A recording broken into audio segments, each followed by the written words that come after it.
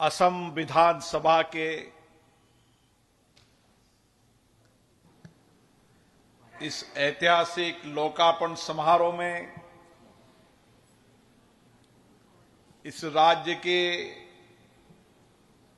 लोकप्रिय मुख्यमंत्री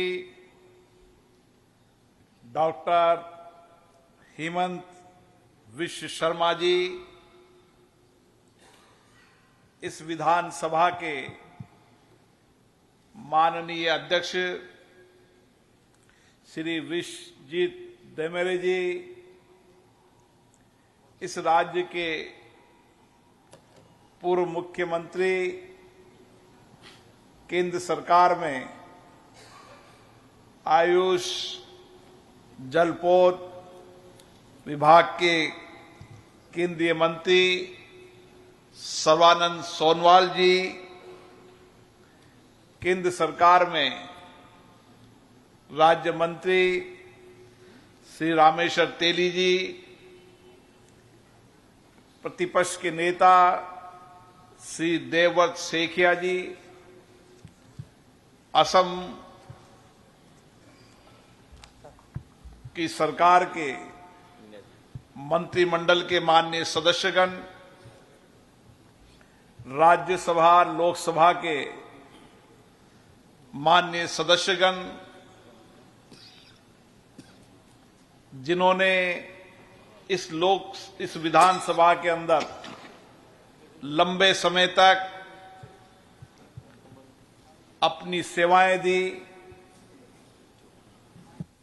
राज्य के विकास के लिए योगदान दिया, ऐसे सभी माननीय जनप्रतिनिधिगण, पंचायत राज और स्वायत्तशासी संस्थाओं के सभी जनप्रतिनिधिगण, अतिथिगण, भाइयों और बहनों, मैं असम की सांस्कृतिक, आध्यात्मिक, शौर्य, वीरता और शक्ति की धरती को नमन करता हूं। आज मुझे बहुत प्रसन्नता है कि आज के इस ऐतिहासिक दिन का मैं भी साक्षी बन रहा हूं। ये दिन केवल असम के लिए नहीं, इस नॉर्थ ईस्ट के सभी राज्यों के लिए बहुत ऐतिहासिक दिन है। मैं इस विधानसभा के भवन को जनता को समर्पित करने के लिए आप सबको बहुत बहुत शुभकामनाएं देता हूं, बधाई देता हूं। असम की विधानसभा का बहुत बड़ा ऐतिहासिक योगदान रहा है। 1937 के अंदर आजादी के पहले शिलांग के अंदर इस विधान सभा की पहली बैठक संपन्न हुई थी और आजादी के बाद कई अवसर आए जिनमें अलग अलग विधायी कार्यों के माध्यम से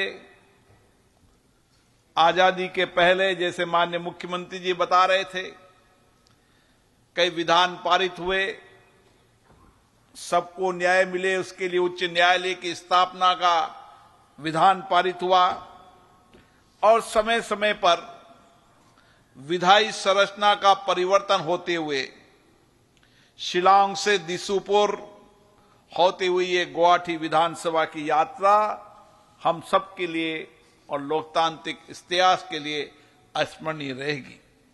मैं आज ये कह सकता हूं कि असम विधानसभा का लोकतंत्र का इतिहास बहुत स्वर्णिम इतिहास रहा है।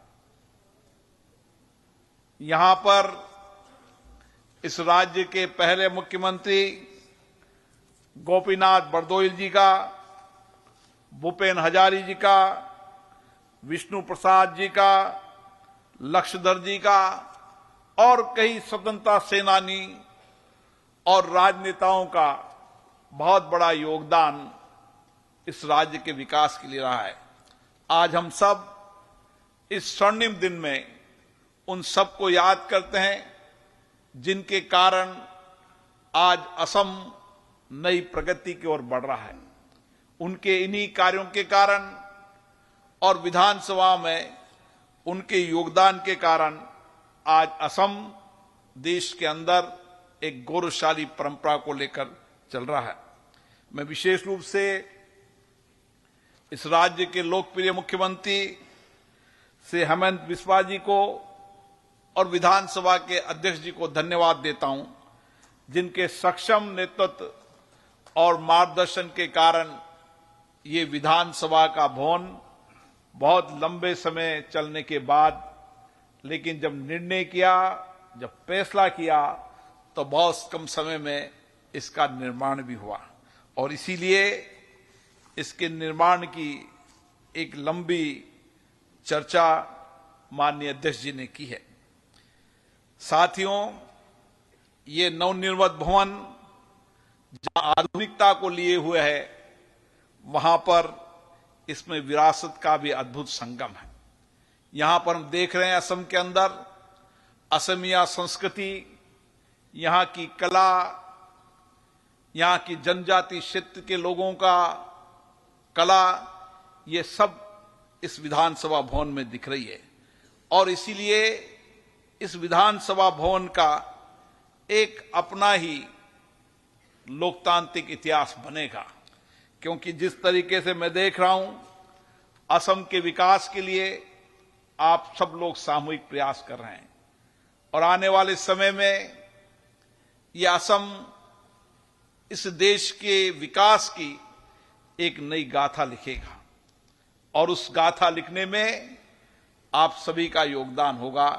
इसलिए आपके लिए विशेष स्मरणीय है कि आप नए भवन में बैठकर इस प्रदेश की जनता के लिए एक नए विधान बनाकर उनकी जिंदगियों को बेहतर करने का काम करेंगे।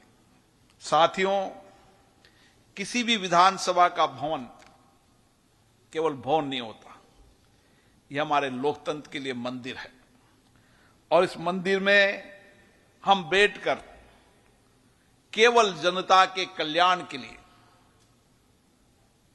समाज के अंतिम व्यक्ति के जीवन परिवर्तन के लिए काम करते हैं और इसीलिए हमने इस 75 वर्ष की लोकतंत्र की यात्रा के अंदर देश के अंदर सामाजिक आर्थिक विकास कर आज देश को कहां से कहां पहुंचाने का काम किया है, तो लोकतंत्र के कारण ही किया है।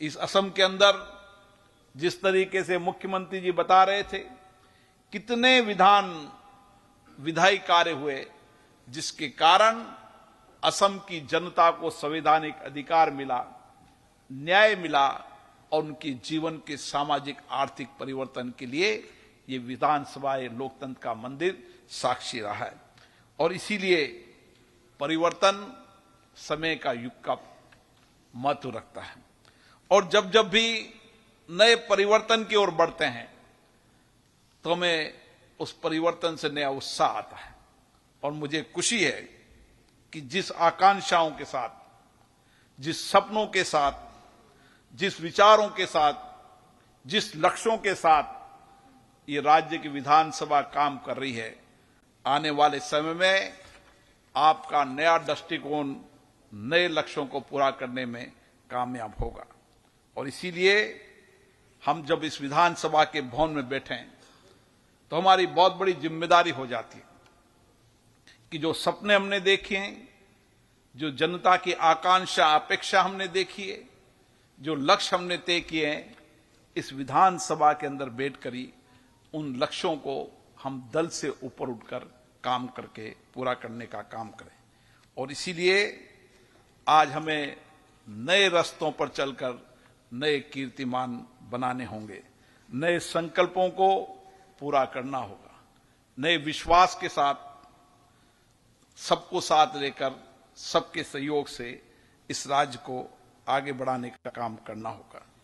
राज्य की विधानसभाएं विधायी कार्य के लिए तो है सही, लेकिन राज्य की विधानसभा जनता के अंतिम व्यक्ति के कल्याण के लिए भी एक महत्वपूर्ण और हम सब के लिए तो निश्चित रूप से एक पवित्र स्थल होता है। और इसीलिए मैंने देखा है कि ये नया भवन जो आधुनिक लिए हुए भी और नई तकनीकी, नई टेक्नोलॉजी को लेकर भी हुआ है, क्योंकि जिस तरीके से हम नए लक्ष्य बना रहे हैं, नए विचार कर रहे हैं, नया दृष्टिकोण बना रहे हैं, तो हमें उसी तरीके से संसाधनों की आवश्यकता भी होती है। और इस बदलते परिप्रेक्ष्य के अंदर हमने लोगों की अपेक्षाएं, आकांक्षाओं को पूरा करने के लिए इस भवन को बनाया है। भवन किसी व्यक्ति के आकांक्षा के लिए नहीं है, भवन है असम की सामूहिक जनता के सपनों को पूरा करने के लिए। और इसीलिए यह नया सदन अधिक क्षमता के साथ, अधिक उत्पादकता के साथ, अधिक रचनात्मक होकर काम करेगा, ऐसा मेरा विश्वास है। साथियों, भारत का लोकतंत्र आजादी के बाद का लोकतंत्र नहीं है। भारत का लोकतंत्र प्राचीनतम लोकतंत्र है। जब हम इतिहास को देखते हैं तो हमें लगता है कि कितने वर्षों पहले वेद से लेकर और कितने ही कार्यकाल रहे हैं, हर कार्य के अंदर, हमारे जीवन की शैली के अंदर लोकतंत्र रहा है, हमारी परंपरा में लोकतंत्र रहा है, हमारे निर्णयों में लोकतंत्र रहा है। और इसीलिए आज भारत का लोकतंत्र सबसे बड़ा भी है, सबसे मजबूत भी है, निर्णायकदार भी है, और हमने लोकतंत्र की शक्ति और ताकत को दुनिया को बताने का काम किया। आज भारत का लोकतंत्र है जो 140 करोड़ लोगों का प्रतिनिधित्व करता है। इतना विशाल देश, और इस विशाल देश के अंदर हमारी चुनाव प्रबंध प्रणाली हो, समाज के दूर दराज के गांवों के अंदर बैठकर भी व्यक्ति मतदान कर कर देश और राज्य की सरकार को चुनने का काम करते हैं। एक निष्पक्ष निर्वाध चुनाव प्रणाली। जब मैं कई दुनिया के देशों में जाता हूं तो जब मैं बताता हूं कि हमारा 140 करोड़ का देश है, जहां पर हमने चाहे ग्राम पंचायत हो, चाहे नगर पालिका हो, चाहे विधानसभा हो, लोकसभा हो, हर संस्था के अंदर चुने हुए प्रतिनिधियों में एक निष्पक्ष मतदान द्वारा जनप्रतिनिधि चुने जाते हैं। और जिस तरीके से चुने जनप्रतिनिधि या सत्ता का सहज हस्तांतरण होता है, दुनिया उसको देखती है। दुनिया के बड़े बड़े विकसित देश जो लोकतंत्र के बारे में अपने आप को कहते हैं, वो भारत की ओर इसलिए देखते हैं कि हमारी लोकतंत्र की ताकत इतनी है कि जिसको भी सत्ता देते हैं, उस सत्ता का सहज हस्तांतरण और जनता का जनादेश मानना, ये हमारे जीवन का अंग रहा है। और इसीलिए आज हम कह सकते हैं कि डेमोक्रेसी के अंदर भी और डेमोग्राफी के अंदर भी भारत बड़ा है। और आने वाले समय में विश्व के बदलते परिप्रेक्ष्य के अंदर, जैसा माननीय प्रधानमंत्री जी ने कहा कि देश नहीं पूरे विश्व की इकोनॉमी में भारत तीसरे नंबर पर अपना स्थान रहेगा, यह अपने आप में गर्व की बात है। मैं देख रहा हूं कि इसी तरीके का कुशल नेतृत्व राज्यों के अंदर भी पनप रहा है। और उन्हीं कुशल नेतृत्व और दूरदृष्टि के कारण, नए दृष्टिकोण के कारण, नए विचार के कारण, नए संकल्प शक्ति के कारण आज ये असम जो पूर्वोत्तर राज्यों का गेटवे है, आज विकास की ओर बढ़ रहा है। कोई क्षेत्र नहीं, चाहे शिक्षा हो, चाहे चिकित्सा हो, चाहे समाज के जनजाति क्षेत्र के अंतिम व्यक्ति के जीवन को परिवर्तन करने का काम हो, ये सरकार सबको साथ लेकर, सामूहिकता के साथ, लोकतंत्र के इस मंदिर में बैठकर लोगों के विधायी कानून बनाने का काम करती। अभी मुझे मुख्यमंत्री जी बता रहे थे कितने कानून 1937 से लेकर अभी तक इस विधानसभा ने बनाए। कितना दूरदर्शी नेतृत्व उस समय होगा, चाहे यहां के मुख्यमंत्री गोपीनाथ जी रहे हों, यहां के स्वतंत्रता संग्राम से लेकर जिनका बहुत बड़ा योगदान देश में रहा, जिनका असम का नाम देश और दुनिया में जिन्होंने किया, भूपेन हजारिका जी का हो, विष्णु प्रसाद जी का हो, इन सबका योगदान रहा। और सबके सामूहिक योगदान के कारण ही सबके सहयोग से, सहमति असहमति हमारे लोकतंत्र की विशेषता है।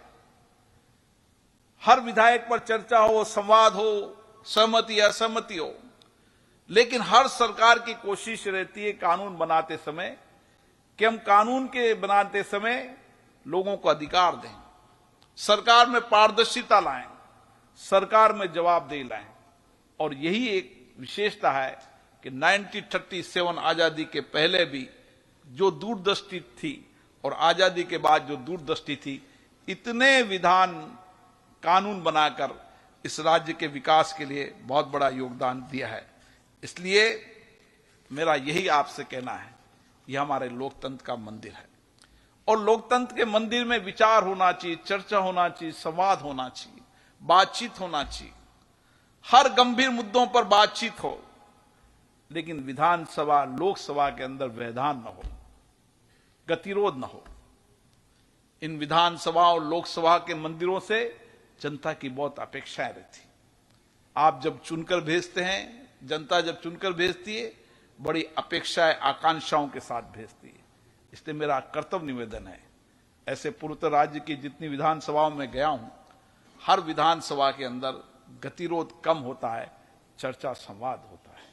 हर विषय पर, हर मुद्दे पर जितना गहन चिंतन होगा, जितना गहन विचार विमर्श होगा, उतना ही बेहतर अमृत निकलेगा और ये अमृत जनता के लिए, कल्याण के लिए। इसलिए ये सदन चर्चा संवाद के लिए होने चाहिए, कानून बनाने के लिए होने चाहिए। और हर कानून बनाते समय बहुत अच्छी डिबेट हो, लंबी डिबेट हो, चर्चा हो, क्योंकि माननीय जनप्रतिनिधि जनता से जुड़े रहते हैं। उनके अनुभव, उनके विचार विधानसभा के माध्यम से सरकार तक पहुंचेंगे। कानून बनाते समय उनके विचार की अभिव्यक्ति होगी तो बेहतर कानून बनाने का काम करेंगे। इसलिए जब नया विधानसभा है तो नए विचारों के साथ होना चाहिए, नए संकल्पों के साथ होना चाहिए। हम इतिहास बनाएं कि इस नए विधानसभा के अंदर गतिरोध न होगा। हर घंटे, हर समय लोगों की चिंताएं, व्यथाएं, कठिनाइयां, उनके लिए काम होगा। इसीलिए साथियों, मेरा यह कहना है कि विधानसभाएं किस लिए होती है? विधानसभा होती है बजट से लेकर हर नीतियां, हर कार्यक्रम की समीक्षा के लिए। इन विधानसभाओं के माध्यम से आप सरकार में जवाबदेही तय कर सकते हैं। इन विधानसभा के माध्यम से सरकार में पारदर्शिता ला सकते हैं। इन विधानसभा के माध्यम से समाज के अंतिम व्यक्ति के विचारों को लाकर सरकार तक पहुंचाने का काम कर सकते हैं। इन विधानसभा के माध्यम से कानून बनाकर लोगों को अधिकार देने के साथ पारदर्शी शासन व्यवस्था को कर सकते हैं।